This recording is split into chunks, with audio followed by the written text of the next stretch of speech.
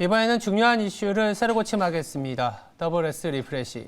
심광섭 MBN 골드 메이저 나왔습니다. 안녕하세요. 네, 안녕하세요. 네. 신혜수입니다.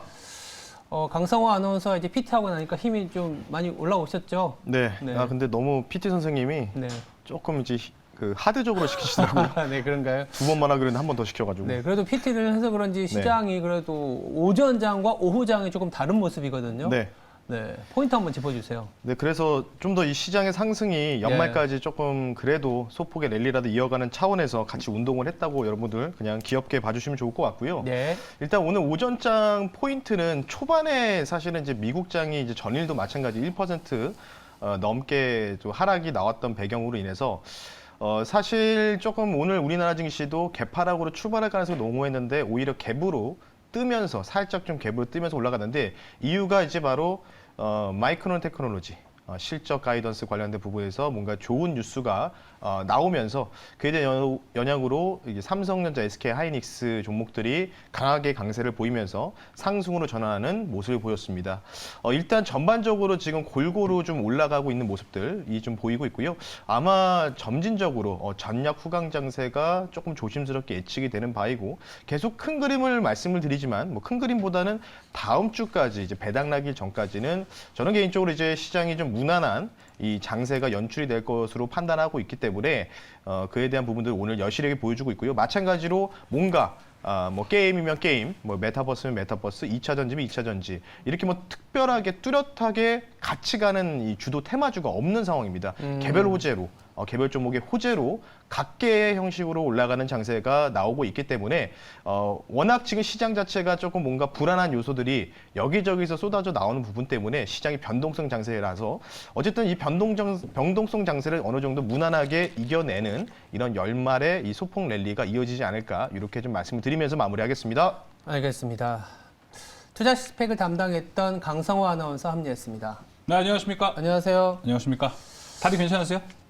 네, 부쩍 괜찮죠? 그 네 정도면? 맞습니다. 네. 자주 하면 좋을 것 같아요. 네, 다음번에는 뭐 이제 아주 난도가 있는 포즈도 한번 부탁드립니다. 시장이 어려울 때마다 네.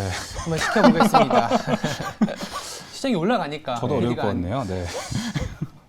그렇습니다. 일단 첫 번째 새로 고치면 말씀 주신 것처럼 뭐 오랜만에 양 시장이 모두 물론 소폭이긴 하지만 빨간불을 보이고 있기 때문에 연말을 맞이해서 얼마 남지 않은 기간이지 않습니까? 연말까지 시장이 좀 어떻게 될지 고민을 해볼 필요가 있는데 단기 바닥이라고 봐야 될까요? 저는 이제 개인적으로는 조금 이제 단기 바닥을 좀 잡지 않았나 이렇게 좀 생각 들고 있고 어제 네. 사실은 좀 많이 과하게 떨어졌었습니다. 그러니까 조금 악재에 굉장히 민감하게 반응하는 장이 바로 어제 같은 날이었다 보시면 좋을 것 같고요. 한 이틀, 3일에 걸쳐서 떨어질 양을 하루 만에 다 어느 정도 하락을 만들었던 요인이라고 좀 보시면 좋을 것 같고요. 네. 물론 뭐 위클리 옵션이라든지 옵션 만기 뭐 이런 것도 전혀 아니었거든요. 어제 같은 경우에는 뭐 주 초반에 이렇게 매물이 좀 상당하게 나왔던 부분들은 어쨌든 뭔가 대외적인 리스크에 대한 그런 그 염려 가능성으로 인해서 외국인들 선물 매수가 나오다가 자연스럽게 제가 뭐라고 했죠?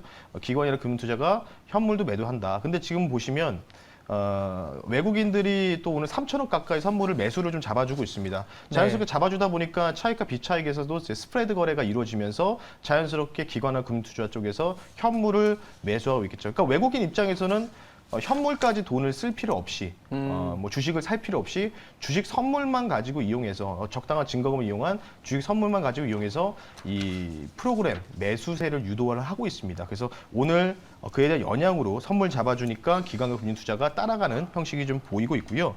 일단은 어제 이제 미국장도 좀 재밌었던 부분들이 네. 희한하게도 뭐 어제 뭐 넷플릭스라든지 더준 비디오 커뮤니케이션 뭐 이런 종목들 최근에 바닥에서 급등이 좀 나오고 있거든요. 상승이 좀 나오면서 더 재밌었던 거는 미국도 마찬가지로 뭐 카니발이라든지 뭐 유로 크루즈 홀딩스라든지 뭐 이런 그 뭐랄까요 그 리오프닝 관련주들이 오히려 뭐 실적이 22년도에 더 나아질 거다. 지금이 거의 실적이 최바닥권이다. 뭐 이런 긍정적인 이제 외국계 레포트들이 나오면서 리오프니지도 또 강세를 보였어요. 오늘 미국도. 그래서 참 변동성 장세에서 사실은 조금은 이제 안 맞는, 이제 논리적으로 맞지 않는 부분이거든요. 지금 오미크론 사태라는 부분들. 그러니까 지금 시장이 염려하는 게 이제 오미크론 관련된 변이 바이러스가 어찌 보면은 공식적으로 한 3차 팬데믹으로 간주할 수 있는데 예. 이런 분위기에서 사실은 변이 바이러스가 이전에 델타 변이 바이러스가 많이 뭔가 확진자가 증가할 때는 그래도 연준에서 뭔가를 해주겠지, 뭔가 해결책을 제시해주겠자라고 생각하지만 지금은 이제 연준에서는 목을 박았지 않았습니까?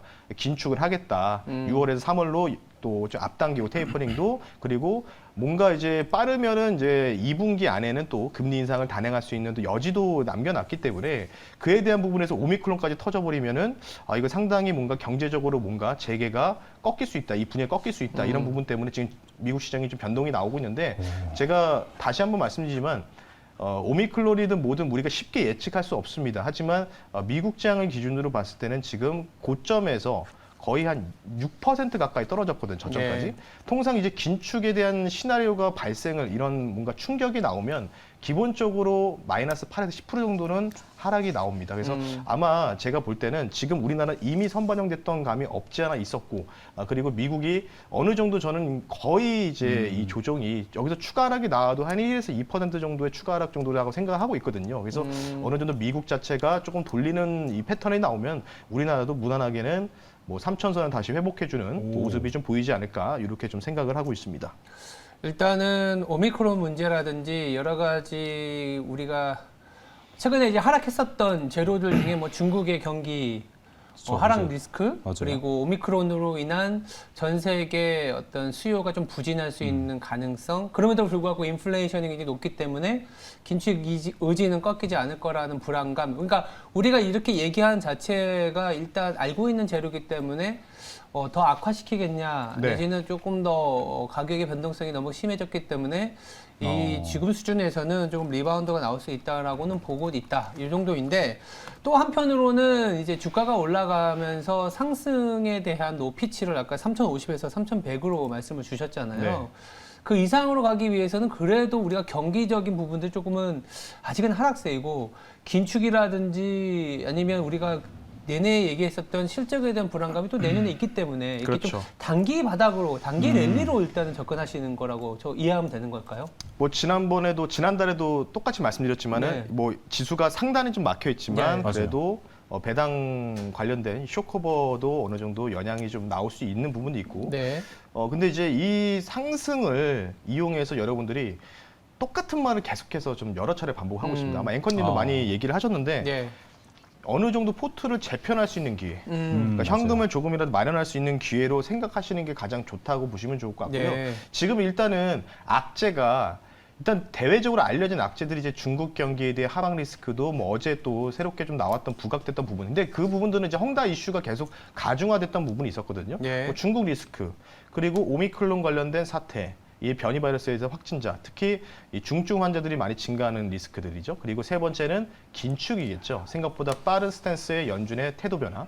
이 세 가지인데, 제가 좀 쉽게 좀 말씀드리면, 우리가 길을 걸어갈 때 있잖아요. 산길을 걸어갈 때 갑작스럽게 이제 호랑이가 갑자기 탁 등장하면은 예. 무서워서 도망치지 않습니까? 그렇겠죠. 근데 만약에 저 멀리서 뭐 한 200~300m 정도 지점에서부터 호랑이가 슬금슬금 걸어오는 모습이 보인다. 예. 저는 지금 이런 장이라고 보고 있어요. 오. 지금 당분간은. 그래서 그러면 지금 도망쳐야 되는 거 아니에요?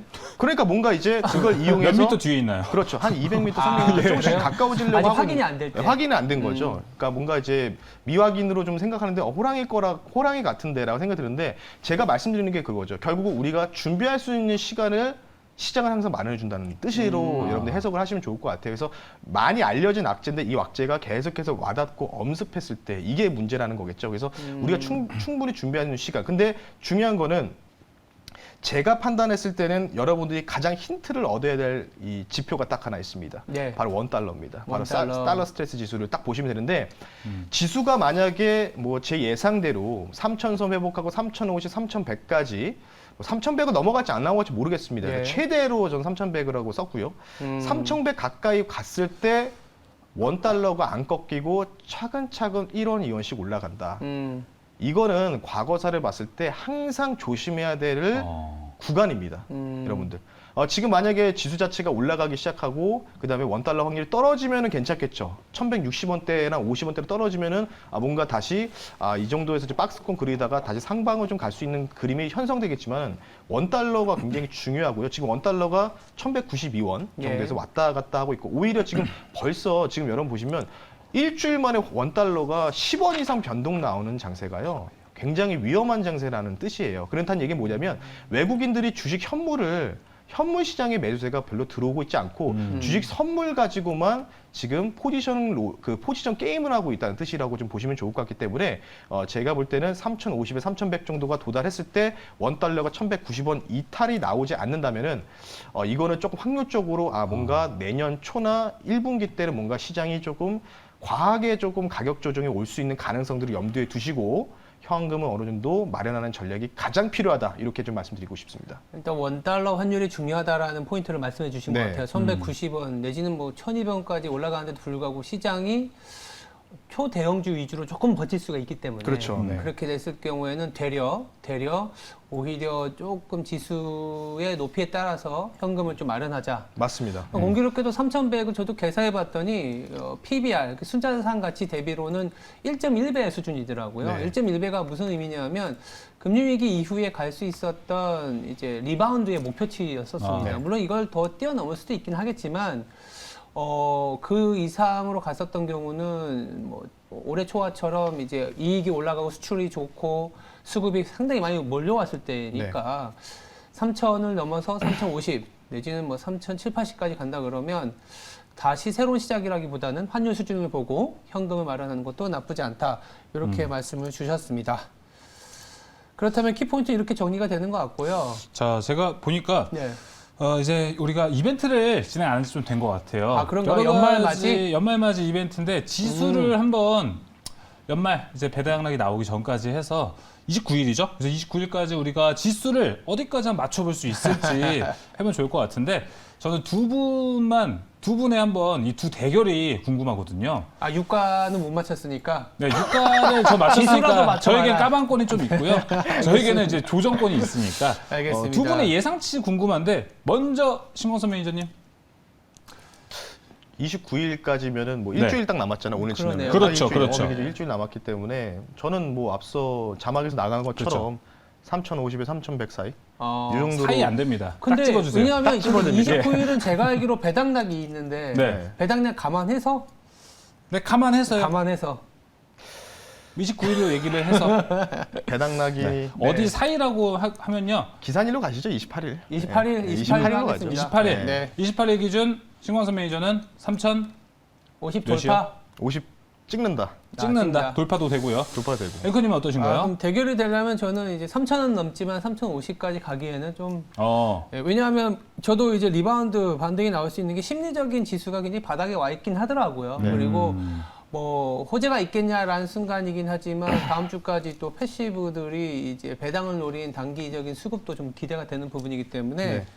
만약 그런데 3,050 이상 넘을까라는 좀 퀘스천이 있으니까 3,050이 안 된 수준에서 이제 리바운드가 끝난다. 네. 3,050을 찍는다. 네. 요걸로 28일 종가로 오케이. 저희가 한번 찍기만 해도 됩니다. 네. 네. 네. 3,050을 기점으로 그러면 되면 이제 신광선 매니저가 이기는 거고 네. 지면 안 된다면 이제 신중호 앵커님께서 승리하는 거고 네. 이런 판도 빠질 수가 없습니다. 네.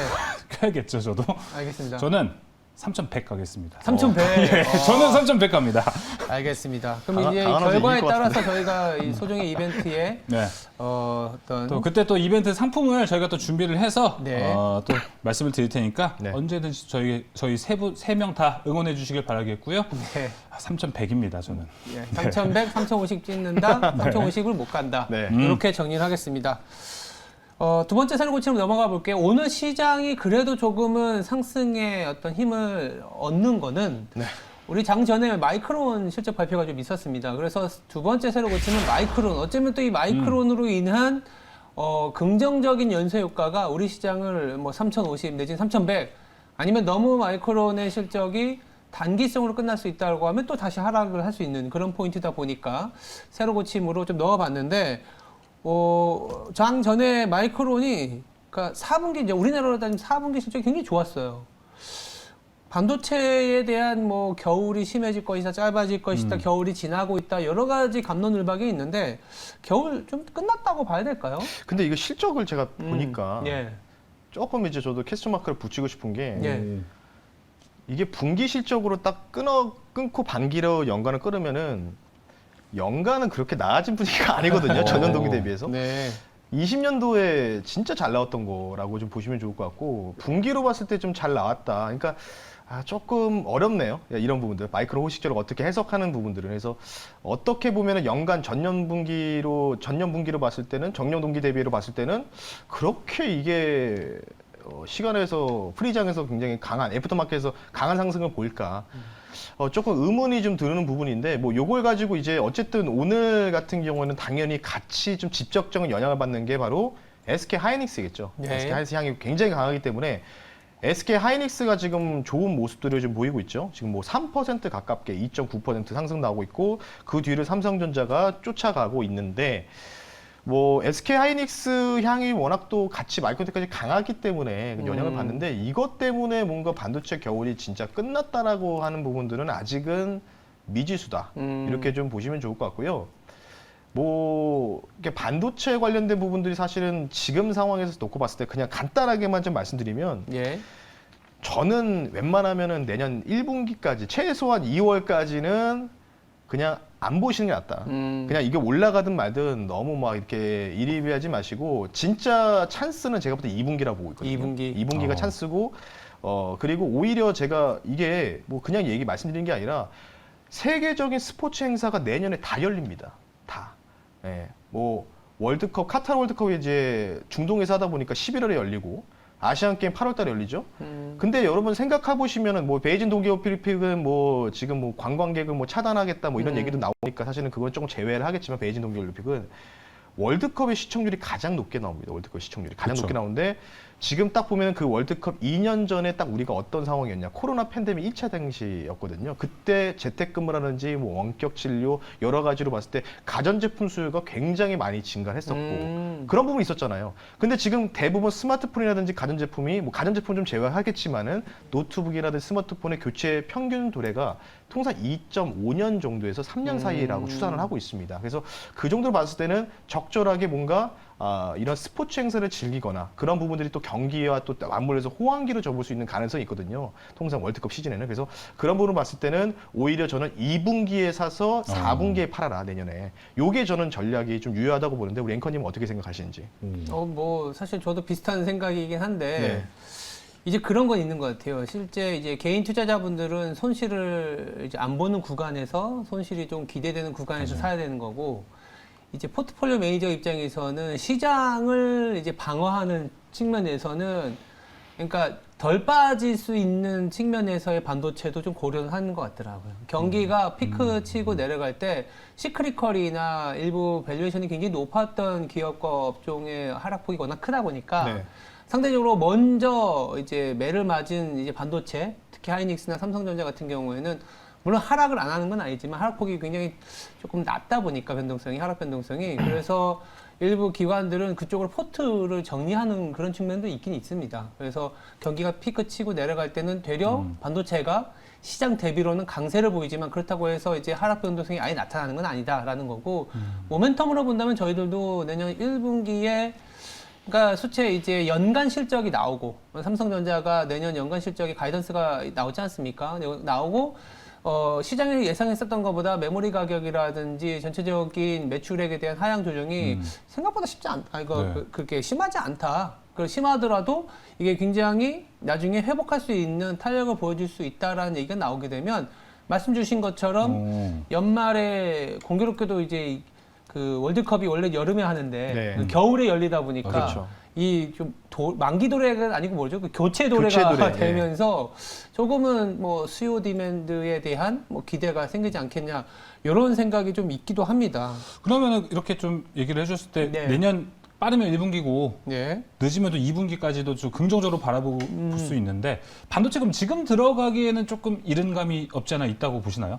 저라면 지금 안 들어갑니다. 네. 조금은 지켜보고. 실적 확인해야죠. 실적 확인하는 게 저도 굉장히 공감을 하고 있고 근데 되게 재밌는 게 뭐냐면 딱 그 카타르 월드컵이라든지 이런 연말에 이제 이런 스포츠 행사도 있고 교체 독일에도 2년 정도 다니라고 좀 보시면 좋은데 중요한 게 인텔에서 6월달에 서버용 DDR5 나오죠. 그리고 한 달 반에서 2달 사이에 8월 정도에는 업계 2위 AMD에서 나오거든요. 그럼 우리가 지금 생각해보는 관점이 뭐냐면 인텔만 여러분들 집중을 많이 하고 계시는데 AMD 관련된 부분도 여러분들 많이 공부를 하셨으면 좋겠습니다. AMD가 최근에 조금 점유율이 많이 무섭게 치고 올라가고 있고요. 네. 근데 제가 지금 드리고 싶은 모습은 뭐냐면 DDR4, 그러니까 이전에 지금 쓰고 있는 DRAM 익스체인지에 관련된 부분들을 빠르게 지금 유통 물량을 소화를 다 시켜야 돼. 재고를 다 소진시켜야 되는데 아직 어렵다. 근데 그러면서 당연히 지금 뭐 반등이 나오고 있다고 하지만 다시 꺾일 겁니다. 왜? 내년 5월, 6월 정도까지 DDR5 관련된 새로운 또 이 칩이 나오는데 그럼 DDR4는 어떻게 됩니까? 도태되는 장비 아닙니까? 그러면 빨리 이거를 소진하기 위해서는 가격을 다운시킬 수밖에 없겠죠. 재고가 계속 쌓이면은. 그런 부분들 여러분들이 고민을 하셔서 그에 대해서 이제 수요 관련된 부분에서 이 변화가 불확실하다. 저는 이런 거기에 좀 한 표를 좀 던지고 싶고요. 그래서 저는 오히려 내년 3월 정도부터 우리가 슬금슬금 조금 집중해서 접근을 해야 된다. 이렇게 좀 보시면 좋을 것 같고 반도체를 볼 때는 가장 예전에는 이건 아니었지만 가장 필요한 또 하나의 지표가 있습니다. 네. 바로 가상 자산이죠. 비트코인. 원래는 이제 비트코인 가격의 상승으로 인해서 이제 채굴이라고 하겠죠. 뭐 여러 가지 측면에서 컴퓨터라든지 그래픽 카드 여러 가지가 있겠지만 비트코인 가격이 최근에 조금 이제 불확실성, 가치, 그러니까 현재 지금 금 제외하고는 모든 자산이 다 빠지고 있습니다. 골드 배구는. 그래서 비트코인 가격도 지금 전저점 이탈하기 직전이거든요. 만약 여기서 추세 무너지기 시작하면은 당연히 이제 채굴이라든지 여러 가지 측면에서 수요가 당연히 부진할 수밖에 없는 부분. 그러면 당연히 어떻게 될까요? 자연스럽게 한두 달 뒤에 재고는 다시 쌓일 거고. 그리고 지금 중요한 건 중국에서 어떻게 하고 있습니까? 중국의 사상 최대의 채굴을 하고 있는 국가인데 이 채굴을 금지하지 않았습니까? 그런 부분들이 여러 가지 맞물리기 때문에 아마 제가 볼 때는 내년 1분기가 끝나는 시점에 여러분들이 그때부터는 뭔가 남들이 아니라고 할 때 저는 그때는 오히려 과감하게 여러분들이 접근해서 한 6개월 정도만 보유한다면 아마 뭐 10월이나 11월 정도에는 좋은 성과가 나오지 않을까 싶기 때문에 비트코인이 반등이 나오냐 안 나오느냐를 여러분들이 한번 지켜보셨으면 좋겠습니다. 네. 비트코인 반등 여부는 저는 좀 금시초문이어서 되게 신선한 것 같고요. 네. 자, 일단은 우리가 내년을 바라봐야 될 것 같은데 반도체에서는 그래도 우리가 뭐 소위 말해 뭐 정찰병을 보낸다 이런 것도 있잖아요. 좀 눈여겨 미리 좀 선점해 볼 종목들은 뭐가 있을까요? 그래서 지금 이제 국내나 미국을 좀 동시에 말씀드렸는데 미국 네. 먼저 말씀드리겠습니다. 네. 미국은 저는 오히려 뭐 인텔이나 여러 가지가 마이크로 테크놀로기가 있지만 저는 AMD를 굉장히 AMD. 유망하게 보고 있습니다. AMD가 지금 뭐 업계에서는 지금 뭐 2위, 3위에서 지금 랭킹되어 있는데 네. 점유율 차이가 인텔하고 굉장히 크게 차이가 나는데요. 최근 15%에서 지금 20%를 넘어가려고 준비를 하고 있습니다. 그리고 내년에 있을 서버용 그 DDR5에 관련된 부분들 8월 정도에 아마 나올 예정이기 때문에 그 관련된 뉴스 좀 여러분 체크하시면 좋을 것 같고 국내에서는 두 종목이 있겠죠. 바로 반도체 진공 이송 장비 업체죠. 4축에서 이제 7축까지 이제 해서 웨이퍼 소화량을 25% 증가할 수 있는 라운테크. 지금 제가 PT점으로 가지고 와서 어제 신고가 갔습니다. 지수 안 좋은데도 불구하고 라운테크고 비메모리 쪽은 이제 삼성전자 편택 공장 딱 P2 지금 다 쌓아 올려고 P4도 지금 땅 파고 있거든요.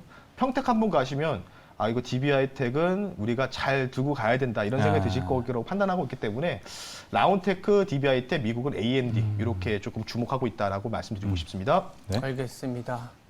반도체와 관련된 얘기는 좀 나눴지만 보니까 일단 뭐 급할 필요는 없는 것 같고 네. 내년 1분기에 실적 나온 거 보고 사도 연말까지 충분히 수익을 누릴 수 있는 구간이 맞아요. 기다리고 있다 정도로 정리할 수 있을 것 같습니다. 그리고 지금까지 기다려온 만큼이 있는데 이제 그 기다린 시간에 비해 조금만 더 참으면 되지 않을까 하는 생각이 듭니다. 알겠습니다. 네. 지금까지 WS 리프레시였습니다. 두 분 내일 뵙겠습니다. 감사합니다. 네, 감사합니다.